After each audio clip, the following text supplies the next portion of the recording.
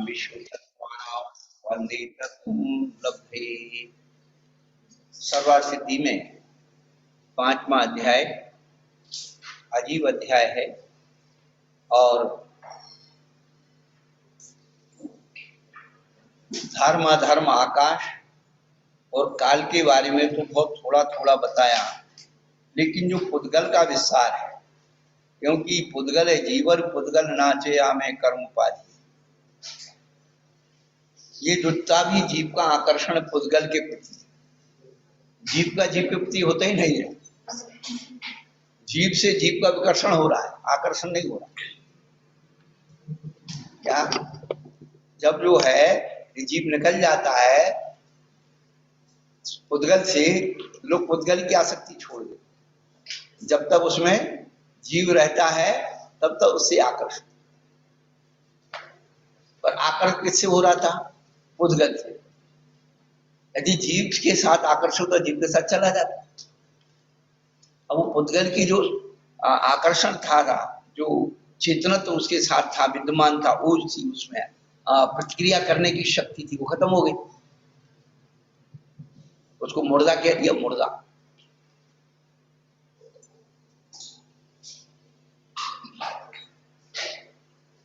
कहने का अभिप्राय है कि पुद्गल के अंदर अपनी निजी शक्ति है,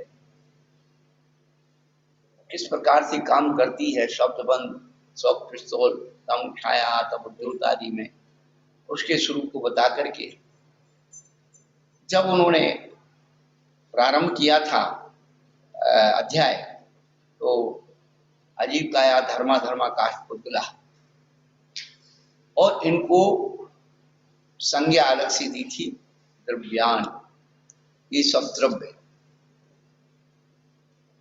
वहां पर लक्षण नहीं बताया, केवल नामकरण किया था, द्रव्यान, ये सब द्रव्य। अब जो भूमिका बना रहे हैं आचार्य भगवान कि उत्पाद वे द्रव्य उत्तम सत, इस प्रकार द्रव्य का लक्षण कहा या द्रव्यानी वहां कह के आए, तो ये द्रव्य का लक्षण क्या है, आप द्रव्य के बारे में समझाए। तब आचार्य कहते गुण पर्यायवत द्रव्यम, गुण और पर्याय वाला द्रव्य है। आज सुबह राजवार्तिकार ने क्या कहा? आत्म द्रव्य कहा, आत्म तत्व नहीं कहा। और सर्वार्थ सिद्धि ने क्या कहा? जीव पदार्थ कहा, जीव पदार्थ का व्याख्या। ये जो है दृष्टिकोण हमें पकड़ना है आचार्यों कि एक वस्तु स्वरूप को अनेकांत दृष्टि से, अरे वही बात वहां कह दी, वही बात यहाँ कह दी, उसमें अंतर कहाँ से आया?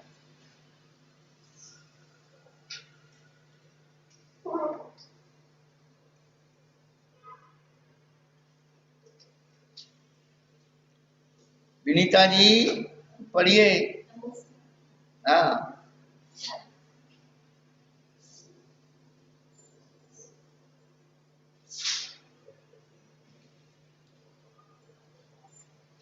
गुण और पर्याय वाला द्रव्य है, जिसमें गुण और पर्याय दोनों है, वह गुण पर्याय वाला कहलाता है और वही द्रव्य है।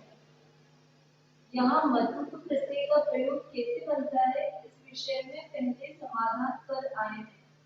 तात्पर्य यह है कि द्रव्य का गुण और पर्यायों से कथनचित भेद है, इसलिए यहाँ मधुप प्रत्यय का प्रयोग बन जाता है। जो मैट प्रत्यय मतु प्रत्यय, क्या तो मैट प्रत्यय क्या करता है? मैं मन उसी में, उसमें भेद नहीं कर सकते आप। मैट प्रत्यय में आप भेद नहीं कर सकते, मतु प्रत्यय में भेद हो सकता है। यही चीजें थोड़े व्याकरण के नियम में आती कि कथनचित भेद गुण और पर्याय में आप कर सकते हैं। शंका गुण किन्हें कहते हैं और पर्याय किन्हें कहते हैं? समाधान गुण अन्वयी होते हैं और पर्याय व्यतिरेकी। हाँ, तथा इन दोनों से युक्त द्रव्य होता है। कहा भी है द्रव्य में भेद करने वाले धर्म को गुण और द्रव्य के विकार को पर्याय कहते हैं। हाँ, अन्वयी किसे कहते हैं?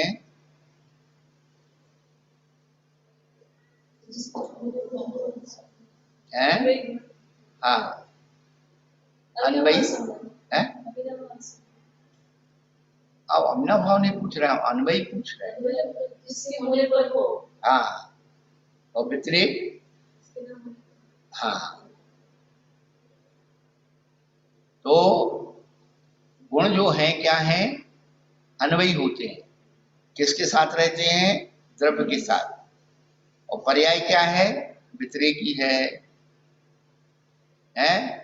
तो गुण नहीं है तो पर्याय नहीं है। तो जिसके ना होने पर ना हो वो व्यतिरेकी है।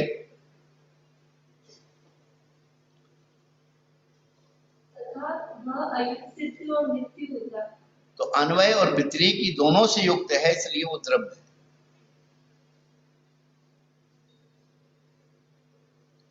गुण और पर्याय से दोनों से सहित है, इसलिए द्रव्य है। हाँ, पढ़ो। तात्पर्य यह है कि जिससे एक द्रव्य दूसरे द्रव्य से जुदा होता है वह गुण है। इसी गुण के द्वारा उस द्रव्य का अस्तित्व सिद्ध होता है। यदि वेदक गुण न हो, बेटा शायद ये कहा भी है, द्रव्य कहा भी है। हाँ। द्रव्य में भेद करने वाले धर्म को गुण और द्रव्य के विकार को पर्याय कहते हैं। हाँ, द्रव्य इन दोनों से युक्त होता है तथा वह अयुक्त सिद्ध और नित्य होता है। तात्पर्य यह है कि जिससे एक द्रव्य दूसरे द्रव्य से जुदा होता है वह गुण है। इसी गुण के अयुक्त सिद्ध किसे कहते हैं?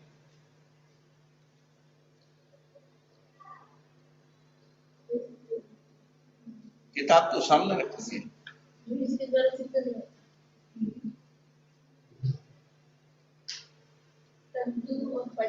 हाँ, अरे हाँ है? ये न्याय भाषा का शब्द है। जैसे तंतु का और पट का ये अयुक्त सिद्ध है, माने उससे रहित नहीं हो सकता है। क्या? कपड़ा जो है बिना तंतु के नहीं रह सकता है, पर तंतु बिना कपड़े के रह सकता है। तंतु स्वतंत्र है, पर तंतु मिलकर के कपड़ा बनेगा। तो तंतु का और कपड़े का क्या है? अयुक्त सिद्ध। बिना तंतु के कपड़ा नहीं बनेगा।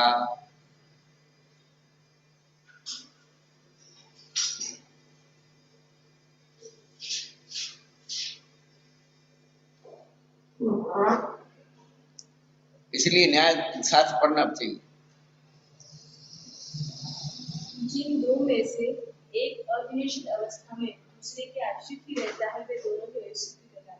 मतलब दोनों साथ में रहे दूसरे के आश्रित। हाँ। अविनिश्चित अवस्था मतलब विनाश को प्राप्त नहीं।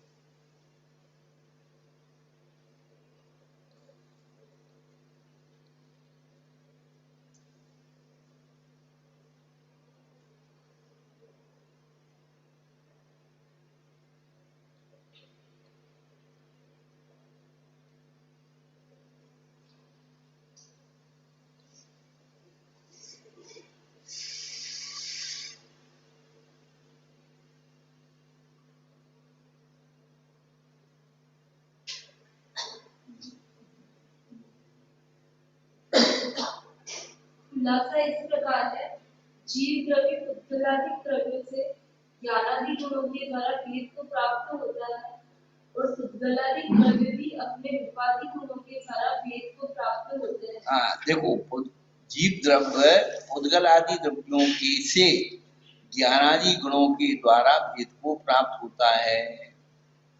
क्या? जीव में भेद किससे कर रहे हैं? ये संसारी, ये मुक्त है, ये फलाना है, डमका है, छोटा है, बड़ा है, किसके निमित्त? पुद्गल के निमित्त। और पुद्गल का स्वरूप कहाँ है? तो जो है शरीर में भी और ज्ञान आदि गुणों में। जब जैसे जैसे और पुद्गल वर्णाएं हटती जाती है वैसे उसे ज्ञानी बनता जाता है, और जैसे जैसे ढकती जाती है तो अज्ञानी बनता चला जाता है। इसके कारण उसका भेद होता है। भेद करने वाला कौन है? तो जीव द्रव्य में पुद्गल आदि द्रव्यों से ज्ञान आदि गुणों के द्वारा भेद को प्राप्त, और जो है पुद्गलादि द्रव्य भी अपने रूपादि गुणों के द्वारा भेद को प्राप्त होता है। अब दोनों के भेद बता दिए, जीव का भी बता दिया और पुद्गल का भी, कि इससे कपड़ा बहुत अच्छा है, इससे बहुत कपड़ा अच्छा है, इसका रंग अच्छा है, इसका ये रंग फीका है, एक दूसरे की कंपेरिजन करते। चलो यदि ध्यानादि गुणों के कारण विशेषता न मानी जाए तो सांकर्य प्राप्त होता है। हाँ, सब बराबर हो जाएंगे, कोई छोटा बड़ा नहीं रहेगा, सब मिल जाएंगे। सांकर्यता का मतलब मिलन, फिर उसमें कोई भेद आसानी से नहीं हो सकता। हाँ, शंकर दोष के भाव को सांकर्य दोष कहते हैं। और जो वर्तमान में जो चल रहा है, गीता में 10 प्रकार की शंकरता की चर्चा की, और उन्होंने कहा कि शंकर दोष को टालना बहुत जरूरी है, क्योंकि जो शंकर हो जाते हैं वो अपने पितरों को पिंडदान नहीं कर पाते, और पिंडदान नहीं करने से वो जो है क्या होते हैं, उनके पितृ जो है वो दुख उठाते। तो वो पितृदान से वहां नहीं है। ये जो चीज है कि जो शंकरता को प्राप्त होती है दान पूजा के अधिकार से रहत हो जाते, दान पूजा नहीं करेंगे तो फिर उनकी पीढ़ियां दुख उठाएंगे, तो भ्रष्ट हो जाएंगे।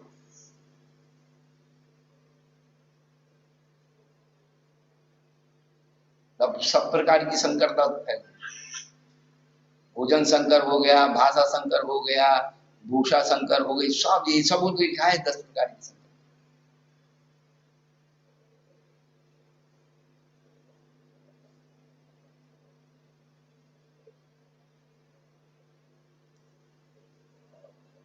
तो भाषा तो पूरी संकर हो गई, अंग्रेजी मिल गई उसी में, संस्कृत मिल गई उसमें, हिंदी मिल गई उसमें, उर्दू मिल गई। स्टेशन पर ट्रेनें आज खड़ी है, ट्रेनें खड़ी है, अब ट्रेन बनते नहीं, वो बहुवचन ट्रेन होता है। अब स्टेशन इंग्लिश शब्द है।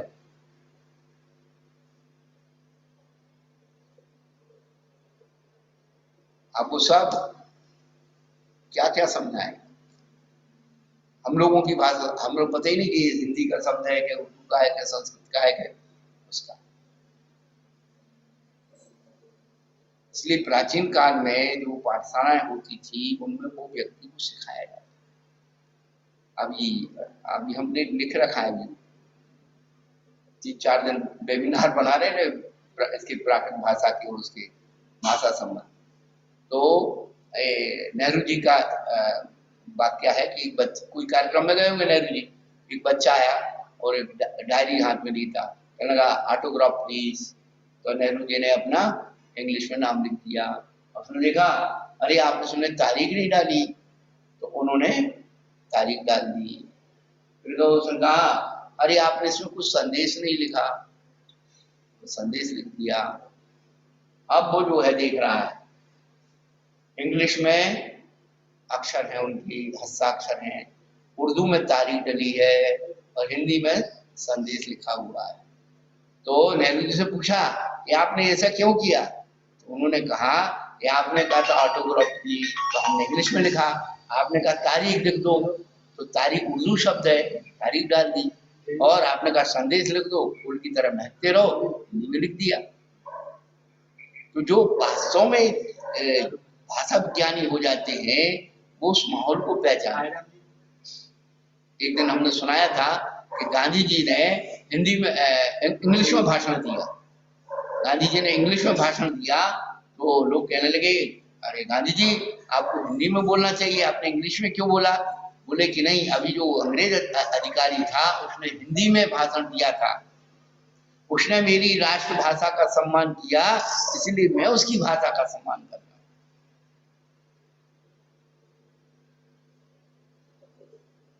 तो बुद्धिमान व्यक्तियों का जो अपना एक बोलने का भी तरीका होता है वो रहस्य।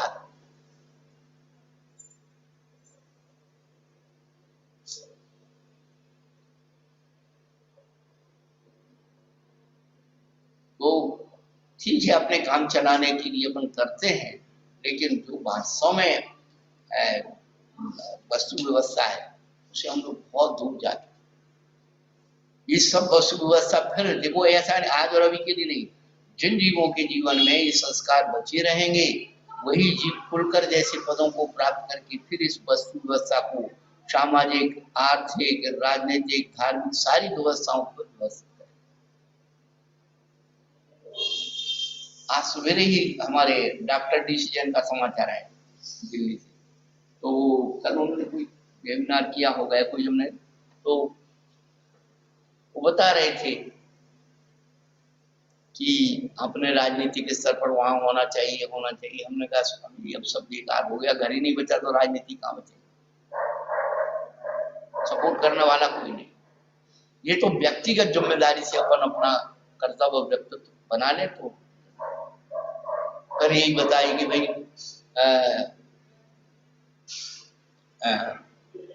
आदिनाथ भगवान ने शशाश कृष्या दुष्कर्म सुप्रजा, क्या उन्होंने अपने जीवन काल में क्या किया, शासन किया, तो प्रजा को कृषि आदि का उपदेश दिया। आदिनाथ भगवान का उपदेश था ऋषि बनो या कृषि करो।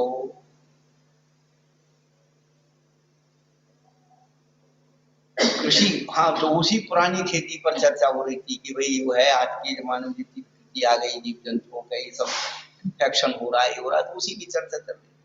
अब वो सब चीजें जो है तो ये जो ये चीजों को हाँ, पर्यावरण प्रदूषण के बारे में हमने कहा कि देखो एक इंद्री से 5 इंद्री तक की जी, वो बोल रहे थे स्लॉटर हाउस ये वो जीव जो है वो मारते हैं। कोई व्यक्ति था कैंसर का पीड़ित था, उसने बहुत वो किया कि कितनी पीड़ा होती है, तो ऐसी पीड़ा जो है जीवों जंतुओं को होती है, तो उसके खिलाफ हो गया। तो हमने कहा कि आप दूसरे की पीड़ा को देख रहे हैं, हम अपने जीवन में अपनी थोड़ी सी चोट लग जाती है, खून निकल जाता, अपनी पीड़ा स्वयं तो जान, दूसरे से पूछना क्या। जो पीड़ा स्वयं को होती है वो अपन याद रखते हैं और दूसरों को देते समय आप भूल जाते हैं।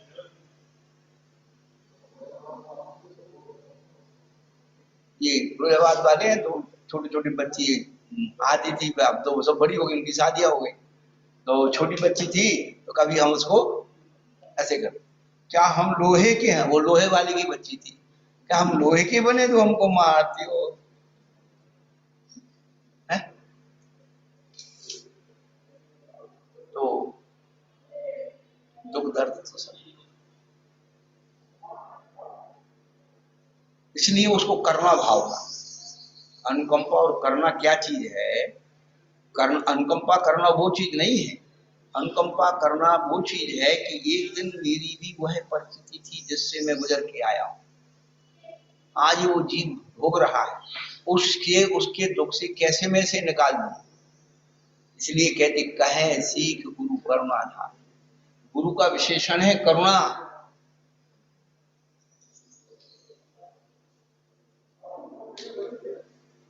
करुणा इसलिए आती है कि ये मत सोचो कि आज उसको कष्ट हो रहा है, एक दिन तुम्हारे जीवन में यही परिस्थिति बनेगी तो तुम क्या करोगे, आज तुम उसका हेल्प नहीं करोगे, कल तुम्हारी कौन हेल्प करे।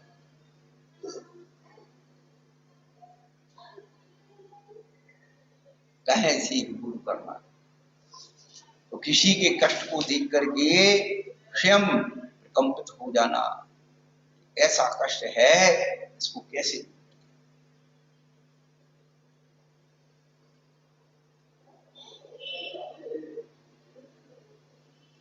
ये सांकारिता ये सब चीजें हैं, धीरे धीरे क्या इसका होगा, तो प्रकृति पर प्रकृति अपना नियंत्रण रखती है। हाँ, अभी वही बोल रहे थे कि आप देखो खेती भी ऑर्गेनाइज खेती पर आ रहे हैं, देशी खेती पर आ रहे हैं, और जो है देशी गाय का दूध और देसी चीज का सब बोले कि वही सब चीजें लोग लौट रहे हैं, जाएंगे कहाँ। आज भी प्रकृति के बीजों को, देसी बीजों को अपन को इधर पता नहीं है, कहाँ कहाँ लोग उनको सुरक्षित किए हुए हैं रखे। एक आया था आर्टिकल, वहां शायद उड़ीसा या बंगाल में एक किसान है, वो उनको देशी बीजों को रखा हुआ, देशी धान्य के बीजों को। तो अब ये इतने कुछ ना भी हो जाए लेकिन सुरक्षिता तो रहेगी, सुरक्षिता रहेगी। एक दिन बताया था पंडित रतन चंद मुख्तार से किसी ने पूछा ये सब जो है इतनी संकरता फैल गई है, सब ऐसे भ्रष्ट हो जाएंगे, ऐसे हो जाएंगे, तो फिर कैसे संस्कृति चलेगी। तो उन्होंने कहा भाई एक गेहूं का जो है बोरा गेहूं है, और एक बोरा गेहूं में क्या हो गया, घुन लग गई, तो अपन तो सोचे पूरा घुन गया, लेकिन उसमें हजारों बीज जो है साबुत निकल आते हैं। जो संस्कार से संस्कार रहेंगे, चलती चक्की देखकर दिया कबीरा, दो पाटों के बीच में साबुत बचाना को, चक्की चलती देखकर दिया कमाल हंसा है, जो कीड़ी के साथ है उसका कार्य।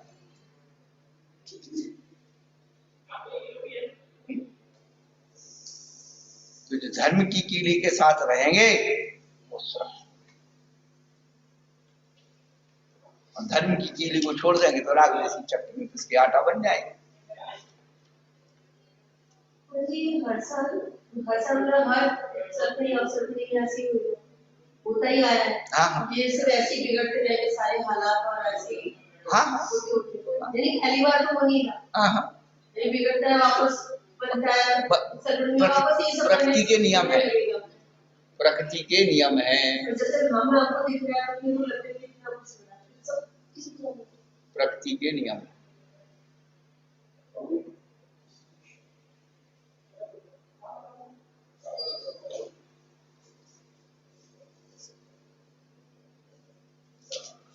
प्रकृति के नियम, प्रकृति अपना बैलेंस बना के रखे। अब कई चीज के पशु पक्षियों का प्रजाति खत्म नहीं हुई है, कहीं ना कहीं ऐसे स्थानों पर नहीं तो वो आपके हमारे उपयोग से बाहर, पर उनके ऐसी वो उसका भीड़ खत्म हो गया तो फिर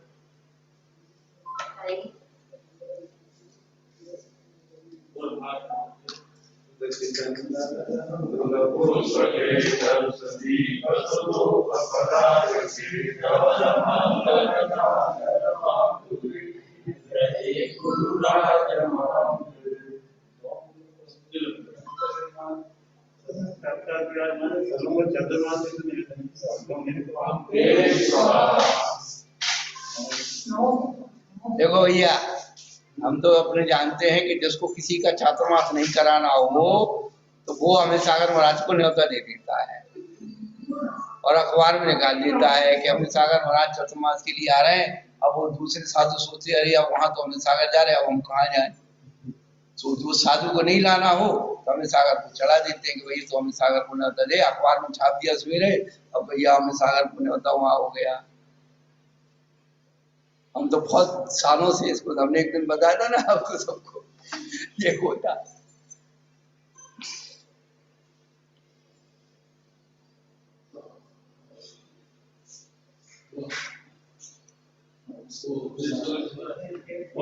तो ये जो यहाँ पर जो है गुणों का और पर्यायों का जो विषय चल रहा है, गुण पर्याय द्रव्यम, तो उसमें यदि इस प्रकार से विभक्ति आ जाएगी तो शांकर दोष उत्पन्न हो जाएगा।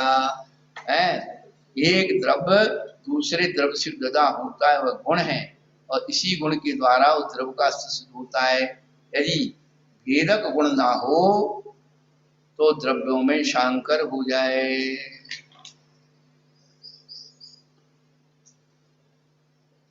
इसलिए सामान्य की अपेक्षा जो अन्वयी ज्ञान आदि है वे जीव के गुण हैं, और रूपादि उद्गल आदि के गुण हैं। रूपादि किसके गुण हैं? उद्गल आदि के। ये दोनों दोनों अलग अलग हैं, एक नहीं मान लेना।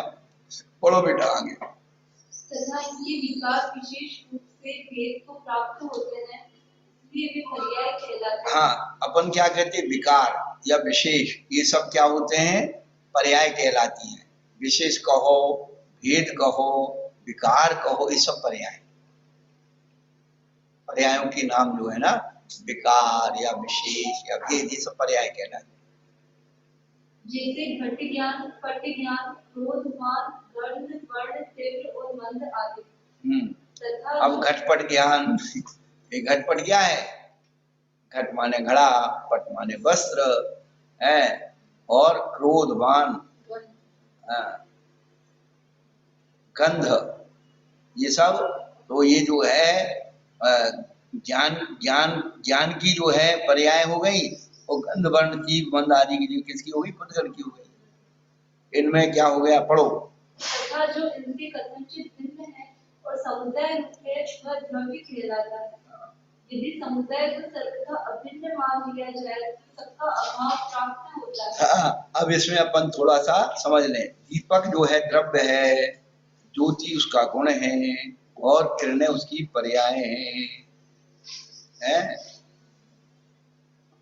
खुलासा इस प्रकार है, परस्पर विलक्षण धर्मों और किरणों से दिखने वाली जो पर्याय है घटपट आदि वो ज्ञान है। बस खुलासा इस प्रकार है, परस्पर विलक्षण धर्मों का समुदाय होने पर यदि उसे एक और अभिन्न माना जाए तो समुदाय का और सबका अभाव प्राप्त होता है, क्योंकि वे धर्म परस्पर भिन्न है। जो ये रूप है उससे रसातिक भिन्न है।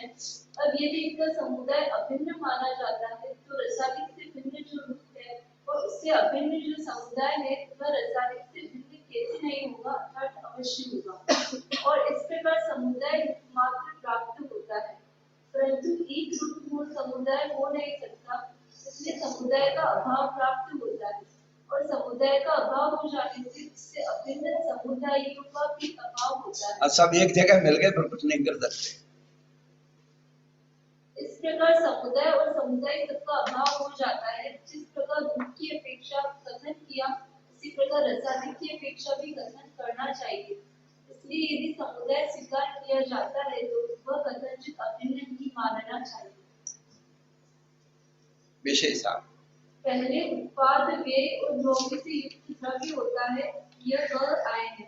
यहाँ प्रकारांतर से द्रव्य का लक्षण कहा गया है, इसमें द्रव्य को गुण पर्याय वाला बताया गया है। बात यह है कि प्रत्येक द्रव्य अनंत गुणों का और क्रम से होने वाले उनकी पर्यायों का पिंड मात्र है। सर्वत्र गुणों को अन्वयी और पर्यायों को व्यतिरेकी बताया गया है। हाँ, क्या कर रहे हैं? प्रत्येक द्रव्य अनंत गुणों का वो क्रम से होने वाली उनकी पर्यायों का पिंड मात्र है। क्या? सहभावी गुणा क्रमवर्तिना पर्याया। पर्याय का लक्षण क्या है? क्रमवर्ती, क्रमबद्ध नहीं है। ये हमेशा ध्यान रखना। क्या जो लोग कहते हैं पर्याय क्रमबद्ध होती है, क्रमबद्ध और क्रमवर्ती में क्या अंतर है?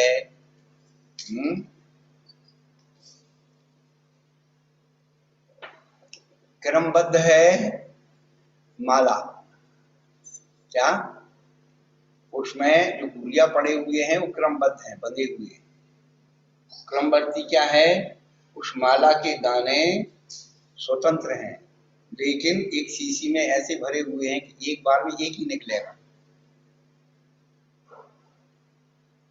तो द्रव्य की जो पर्याय होती है एक समय में एक ही होती है, परंतु वो क्रमबद्ध नहीं है, क्रमवर्ती है। लेकिन ये लोग क्या करते हैं, उसको बांध देते हैं। जब बांध देंगे तो फिर क्या होगा? फिर व्यक्ति का पुरुषार्थ नहीं चल सकता। जब तक वो आगे नहीं बढ़ेगा अपन कुछ नहीं कर सकते। जैसे हाल है, हाल में 100 व्यक्ति है और एक कपाट खुला, एक बार में एक ही निकल सकता है। हमने कहा भाई चलो निकलो। अब जो है, जो व्यक्ति वहां कोने पे खड़ा है वो पुरुषार्थ करके वहां पहुंच जाएगा और निकल जाएगा, एक बार में एक ही निकलेगा। और लेकिन लाइन लगा दी कि लाइन में खड़े हो जाओ, एक एक करके निकलना है, लाइन में खड़े होकर के निकलो, तो एक वो बद्ध होकर के निकल रहा है। जब तक वो आगे वाला नहीं निकलेगा पीछे वाले का नंबर ही नहीं आएगा। यह क्रमबद्ध है। तो एक बार में एक ही पर्याय होगी, लेकिन उन पर्यायों का अपना एक व्यवस्था है। क्या? कुछ पर्यायों के अपने अनेक भेद है। यदि नियत पर्याय हो जाए तो फिर कभी भी उदय उत्कर्षण अपकर्षण ये सब कुछ नहीं हो सकता। पर तो भगवान के ज्ञान में बन गए, जब उनकी परमन होगा तो हमारा परमन। वही समय शादी में लिख दिया क्या है, वैष्णव का भगवान जो करता है सो होता है, और हमारा भगवान जो देखता है सो होता है। हमने क्या किया? हमारा क्या रहा? तो हमारा परिणाम भगवान के ज्ञान के हिसाब से नहीं है। भगवान के ज्ञान में कितने प्रकार की पर्याय हैं ये देखो। पहले पर्यायों के भेद देखो। अनादि अनंत, अनादि शांत, सादि अनंत, है, नियत अनियत, ध्रुव अध्रुव, इस सब पर्यायों की हमें नियत पर्याय का उदाहरण तो दे दिया जाता है और हमें दिमाग में आ जाता है। एक मुनराज से एक व्यक्ति ने पूछा कि बताओ हमारे हाथ में चिड़िया मरी या जिंदा है। मुनराज ने क्या कहा, तेरे हाथ में क्या? अब ये कहते हैं ये मरी हुई है, तो छोड़ देगा तो जिंदा निकलेगी, तो हमारे वचन झूठे हो जाएंगे। और ये कहते हैं कि ये जिंदा है, इसे मार देगा तो मर जाएगी।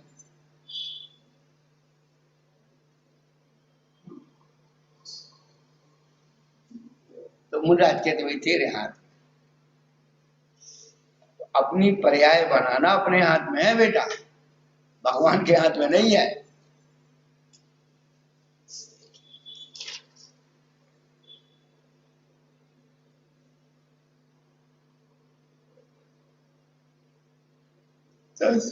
चल रहा है इसका, चल रहे दो भाई। इसका अर्थ यह है कि जिनसे धारा में एकरूपता बनी रहती है वे गुण कहलाते हैं, और जिनसे उसमें एक प्रतीत होता है वे पर्याय कहलाता है। जिनमें ज्ञानादि की धारा का, पुस्तक में गुण प्रसादी की धारा का, धर्म द्रव्य में गति हेतुत्व की धारा का, अधर्म द्रव्य में स्थिति हेतुत्व की धारा का, आकाश में अवगाहन हेतुत्व की धारा का, और काल द्रव्य में वर्तना का कभी विच्छेद नहीं होता। इसलिए वे ज्ञानादि उस द्रव्य के गुण हैं, किंतु वे गुण सदाकाल एक रूप नहीं रहते हैं। धारा, धारा पद क्या लगा है पता है? ये सब पर्याय, धारा प्रवाहमान होती है ना, तो जहां जहां जीव जाएगा वहां अज्ञान जाएगा, जहां जहां धर्म आदि द्रव्य होंगे वहां पर गति हेतु होगा, अधम द्रव्य होगा वहां पर स्थिति हेतु होगा, आकाश द्रव्य होगा अवगाहन हेतु होगा। जो नित्य द्रव्यों के गुण हैं उन्हें यदि छोड़ भी दिया जाए तो भी जीव और दूसरों के गुणों में प्रति समय स्पष्टतया परिणाम रक्षित होता है। उदाहरणार्थ, जीव का ज्ञान गुण संसार अवस्था में कभी मति ज्ञान रूप होता है और कभी शुद्ध ज्ञान रूप, इसलिए मति ज्ञान की ज्ञान की पर्याय है। हाँ, अभी देखो इन्होंने कहा है एक ज्ञान स्वीकार कर लिया ना, कभी मति ज्ञान रूप हो रहा है, कभी शुद्ध ज्ञान रूप हो रहा है, और ये सारे क्या है? ज्ञान गुण की पर्याय हैं। इसी प्रकार अन्य गुणों में भी जान लेना चाहिए। द्रव्य सदा इन गुण रूप पर्यायों में रहता है, इसलिए वह गुण पर्याय वाला कहा गया है। फिर भी गुण और पर्याय को द्रव्य से सतत भिन्न न जानना चाहिए। वे दोनों मिलकर द्रव्य की आत्मा है। इसका अभिप्राय यह है कि गुण और पर्याय को छोड़कर द्रव्य कोई स्वतंत्र वस्तु नहीं। क्या बोल रहे हैं कि गुण और पर्याय जो है द्रव्य से सर्वथा नहीं मानना, तो फिर दोनों मिलकर द्रव्य की आत्मा है। क्या? हाँ, जो द्रव्य को जिंदा रखती है। क्या? अब जिससे जिंदा रखने का मतलब ये नहीं है कि धर्म द्रव्य को जो जिंदा रखे हुए है उसकी गुण और पर्याय के कारण धर्म द्रव्य का अस्तित्व है। अब जिंदा रखने का वो चैतन्यता ही नहीं है। क्या?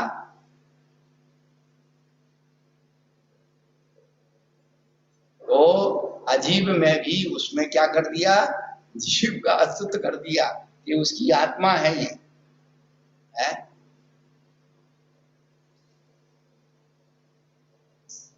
यही दार्शनिकता है। दार्शनिकता का मतलब है वस्तु स्वरूप को विचार करने की दृष्टिकोण। क्या? जिसके पास जितने ज्यादा दृष्टिकोण होते हैं वही व्यक्ति दार्शनिक बनता है। तो दृष्टि तो है, दृष्टिकोण नहीं है। इसलिए अनेकांत दृष्टि, अनेकांत दृष्टि का मतलब अनेक दृष्टिकोण।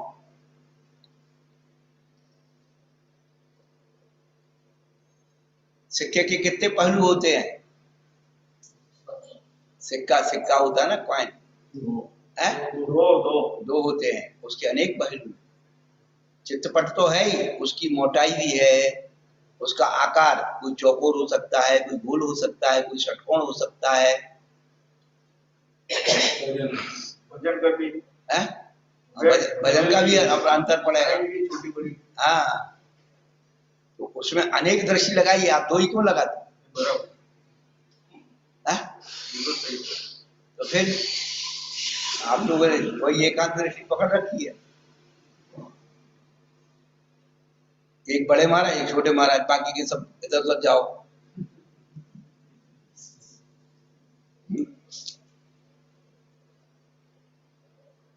जिसके अनेकांत दृष्टि होती है वो सबको लेके चलता है। क्या? जो सबको लेके चलता है वो अनेकांत दृष्टि, जो सबका ध्यान रखता है वो अनेकांत।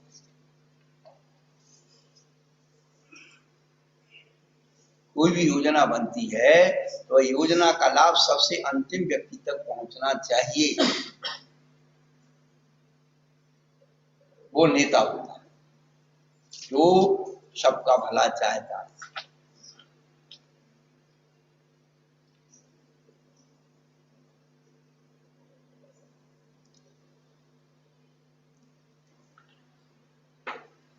ये गुण और पर्याय मिलकर के दोनों मिलकर द्रव्य की आत्मा है। इसका अभिप्राय है कि गुण और पर्याय को छोड़कर द्रव्य कोई स्वतंत्र वस्तु नहीं है। पढ़ो। पूर्वोक्त द्रव्यों के लक्षण का निर्देश करने से यह प्राप्त हुआ कि जो उस लक्षण का विषय है वही द्रव्य है। अतः अभी तक जिस द्रव्य का कथन नहीं किया उसकी सूचना करने के लिए आगे का सूत्र है। कालश्च, कालश्च, काल ही द्रव्य है। अब ने बहुवचन क्यों नहीं बनाया? कालश्च क्यों नहीं किया? कालश्च कहा, वहां तो पुदुलाश्य कहा था, पुदुलाहा। चलो भी कहेंगे बताएंगे, शायद हो सकता है बता दें।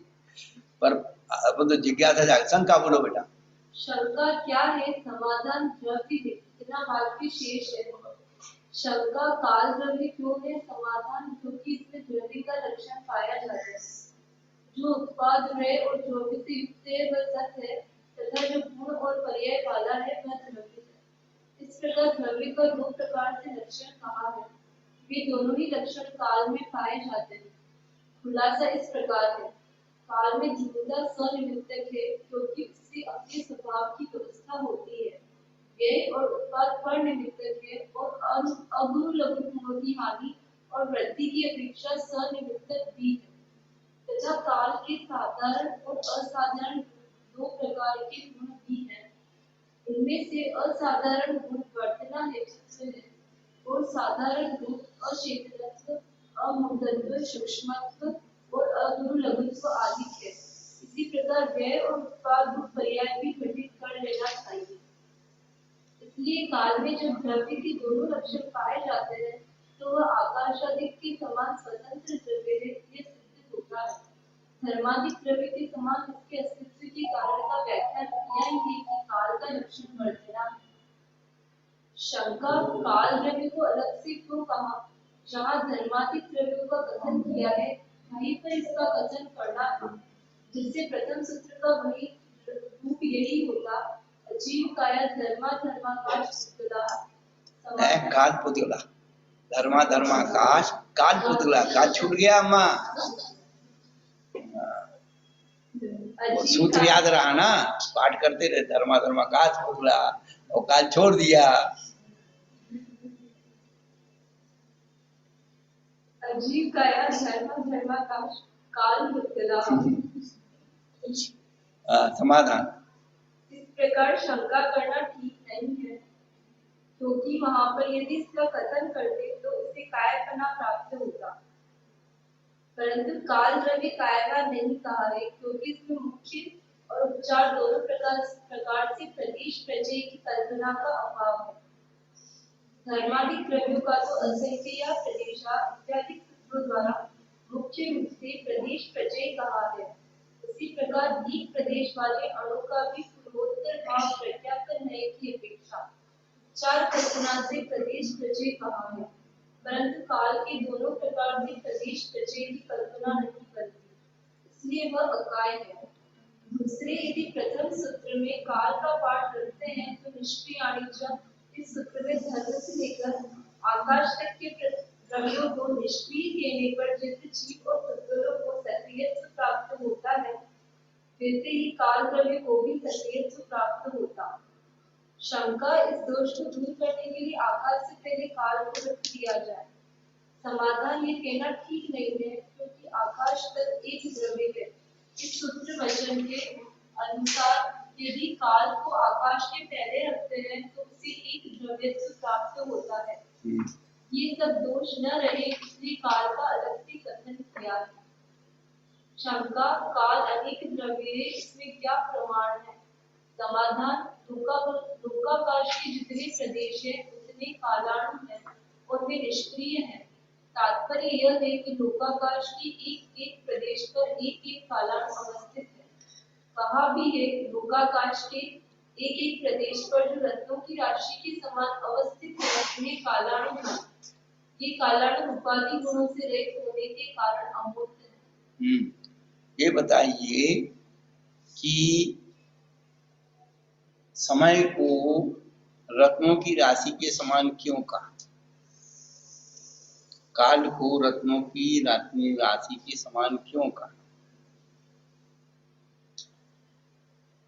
जिस प्रकार लोक व्यवहार की दृष्टि में रत्न कीमती होते हैं, उसी प्रकार समय कीमती है, पहला कारण। दूसरा कारण, रत्न कभी रखे रखे पुराने नहीं होते, घूमते नहीं है, आपस में रखे रखे चिपकते नहीं, क्या घूमते नहीं है और चिपकते नहीं है। इसलिए काल द्रव्य कभी पुराना नहीं होता, एवर रेडी सेल है, हमेशा तैयार रहता है, ताजा। इसलिए काल द्रव्य को रत्नों की राशि की उपमा देकर के उसे बताया। चलो, विशेषार्थ, पहले 5 द्रव्यों के अस्तित्व की चर्चा कर आए हैं, या छठा द्रव्य काल है, इसका विचार किया जा रहा है। काल द्रव्य है या नहीं, इस विषय में श्वेतांबर परंपरा में 2 मत मिलते हैं। एक मत तो काल को द्रव्य रूप से स्वीकार करता है और दूसरा मत काल को स्वतंत्र द्रव्य नहीं मानता। इस दूसरे मत के अनुसार सूर्यादि के निमित्त से जो दिन रात घड़ी घंटा पल विपल आदि रूप काल अनुभव में आता है, वह सब उत्तर द्रव्य की पर्याय है। किंतु विचारणीय प्रश्न यह है कि जीव उद्गल आदि द्रव्यों का परिणमन किसके निमित्त से होता है? यदि कहा जाए कि उत्पन्न होना, व्यय होना और दूर रहना यह प्रत्येक द्रव्य का स्वभाव है, इसके लिए अन्य निमित्त के मानने की क्या आवश्यकता? तो इस प्रश्न पर यह तर्क होता है कि यदि इस तरह सर्वथा स्वभाव से ही प्रत्येक द्रव्य का परिणमन माना जाता है, तो गति, स्थिति और अवगाहन को भी सर्वथा स्वभाव से मान लेने में क्या आपत्ति है? और ऐसी हालत में केवल जीव और पुद्गल ये 2 द्रव्य ही अवशिष्ट रहते हैं, शेष द्रव्यों का अभाव प्राप्त होता है। इतना ही क्यों, जीव और पुद्गल का तथा पुद्गल और पुद्गल का बंध भी सर्वथा स्वाभाविक मानना पड़ता है। निमित्त नैमित्तिक भाव की मानने की कोई आवश्यकता ही नहीं रहती, और ऐसी अवस्था में मुक्त जीव भी स्वभाव से बंधन में लगेगा तथा संसारी जीव भी बिना प्रयत्न के कभी भी मुक्त हो जाएगा। यदि कहा जाए कि गति, स्थिति आदि कार्य हैं और जितने भी कार्य होते हैं वे निमित्त और उपादान के मिलने पर ही होते हैं, इसलिए गति, स्थिति और अवगाहन रूप कार्यों के निमित्त रूप से धर्म, अधर्म और आकाश द्रव्य का अस्तित्व स्वीकार किया जाता है। तो प्रत्येक द्रव्य के परिणमन रूप से काल द्रव्य के अस्तित्व की स्वीकार करने में क्या हानि है? अर्थात कुछ भी नहीं। इस प्रकार विचार करने पर काल द्रव्य का अस्तित्व सिद्ध होता है। फिर भी ये काल द्रव्य जीव आदि अन्य द्रव्यों के समान न तो असंख्यात प्रदेशी है और न अनंत प्रदेशी है, क्योंकि लोकाकाश के जितने प्रदेश हैं उतने काल द्रव्य हैं और प्रत्येक काल द्रव्य लोकाकाश के एक एक प्रदेश पर अवस्थित है। खुलासा इस प्रकार है। प्रचय 2 प्रकार का है। प्रचय 2 प्रकार। क्या बोले? प्रचय बोले थे, हम प्रदेश।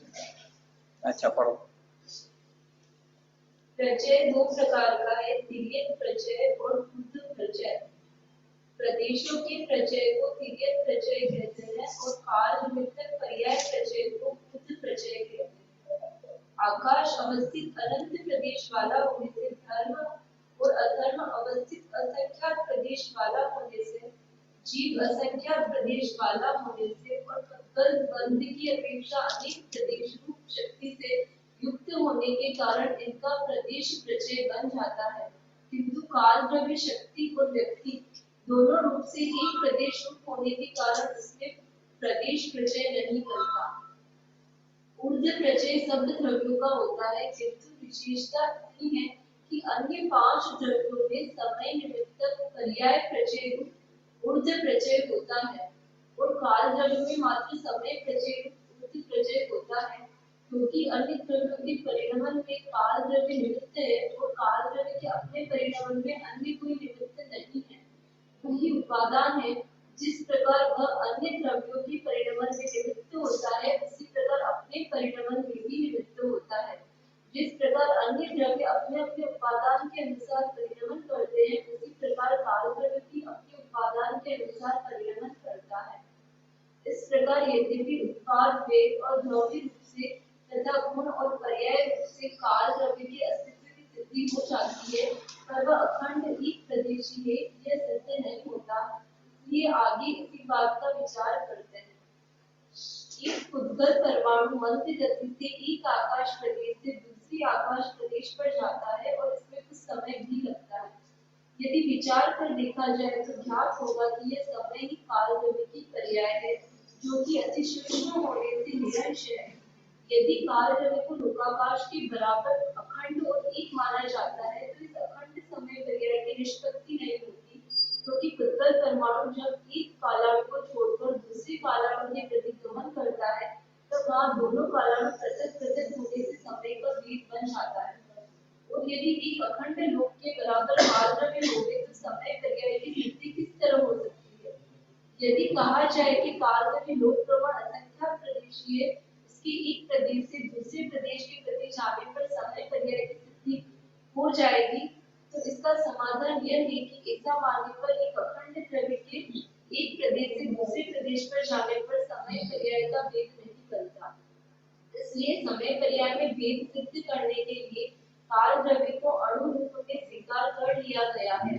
इस प्रकार काल द्रव्य क्या है और वह एक प्रदेशी कैसे है, इस बात का विचार समय का विचार किया गया है और समय की जो वैल्यू बनाई, जो किससे बनाई है, समय का माप किससे निकाला?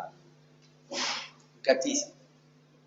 क्या एक उद्गल परमाणु मंद गति से एक आकाश प्रदेश से दूसरे आकाश प्रदेश पर जाता है, उसमें जो कुछ समय भी लगता है वह समय है, और वही एक समय में कितनी जाता है? तीव्र गति से कितना जाता है? 14 राजयों का। इसलिए अब तो देखो जो परोक्ष हो गए हमारे पंडित जी, लेकिन गणारा जी की हाथ की लिखी जो शिष्य को पढ़ाई थी वो डायरी मेरे पास है, उसकी फोटो हम आपको वो दिखा देंगे कभी। तो देखो उन्होंने लिखा है कि समय विभाज्य भी है। उन्होंने 14 राजलोक आकाश के भेद कर दिए। एक समय में जो जितने प्रदेशों को छूता उतने ही समय भेद हो जाएंगे, समय को भी उन्होंने भेद कर दिया।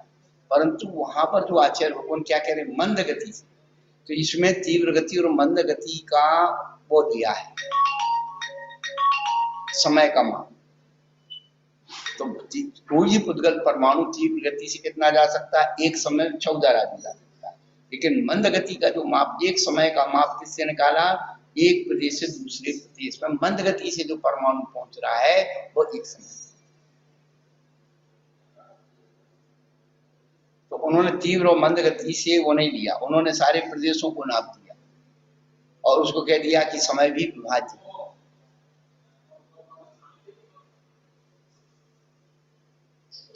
अब वो पुराने लोग दृष्टांत दे देते थे कि एक समय में जो है और पान के पत्ते रखे हुए हैं, एक साथ छेदा तो एक साथ एक समय में छेद गए, और उसमें एक एक पत्ते को छेदने में भी अपना अपना एक एक समय है। पर आचार्य कहते एक पत्ता रखा है और आपने जिस गति से मन धीरे से ऐसे किया एक समय में, और आपने एक साथ तीव्र से मारा, एक साथ छिप गए तो समय तो उतने एक लगा, लेकिन उतने पत्र पत्ते को भेज दिए। तो इसमें तीव्र गति और मंद गति काम करे। तो यहाँ पर समय का विभाजन एक समय का मंद गति से लेना, तीव्र गति वाला मत लेना। अभी छोटी छोटी बातों में ही मतभेद हो गए, मनभेद हो गए। राणा सीतामढ़ियों ने ये नहीं माना, बोले सूरज चांद से सब काल का विभाग हो, काल जल की जरूरत नहीं।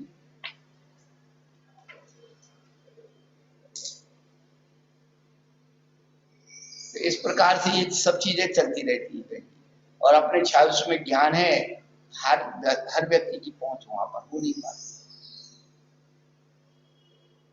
अवधारणा में जो बैठ जाता है वो छूटना बहुत मुश्किल होता है, और अवधारणा को छोड़ने के लिए बहुत पुरुषार्थ की जरूरत है। बस एक आचार्यों के वचन स्वीकार कर लो, बस, इसके अलावा हम कुछ नहीं करना। श्रद्धा हो जब निर्वाणी पर